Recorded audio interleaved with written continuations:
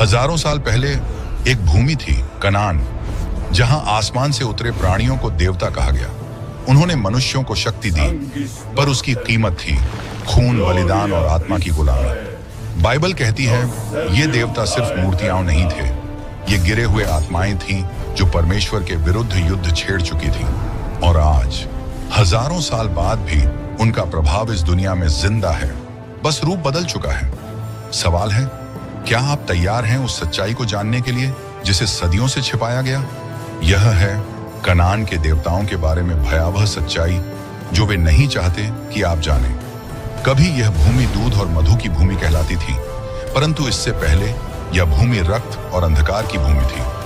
हम जिस भूमि की बात कर रहे हैं वह है कनान, जो आज के इजराइल, लेबनान, सीरिया और जॉर्डन के हिस्सों में फैला था। यह वही भूमि थी जिसे परमेश्वर ने अब्राहम को वचन में दी थी, पर उस वचन से पहले वहां कुछ और शासन कर रहा था। ऐसी आत्माएं जो मनुष्यों के बीच देवता बनकर बस गई थी। और फिर इतिहास ने करवट ली। बाइबल हमें बताती है कि जल प्रलय के बाद नूह के 3 पुत्रों से सारी पृथ्वी आबाद हुई, शेम, हाम और याफेत। इनमें से हाम का एक पुत्र था कनान, उत्पत्ति 9:18। यही कनान वह पूर्वज बना जिसकी संतति ने आगे चलकर कनान देश बसाया। लेकिन बाइबल एक रहस्यमय बात कहती है, नूह ने अपने पुत्र हाम को शाप नहीं दिया, बल्कि उसके पुत्र कनान को शाप दिया। शापित हो कनान, वह अपने भाइयों का दासों का दास होगा। उत्पत्ति 9:25। क्यों? बाइबल इस रहस्य को पूरी तरह नहीं खोलती, परंतु इतिहासकार और धर्मशास्त्री संकेत देते हैं कि हाम की अवज्ञा केवल परिवार का अपमान नहीं थी, वह एक आत्मिक भ्रष्टता का प्रतीक थी।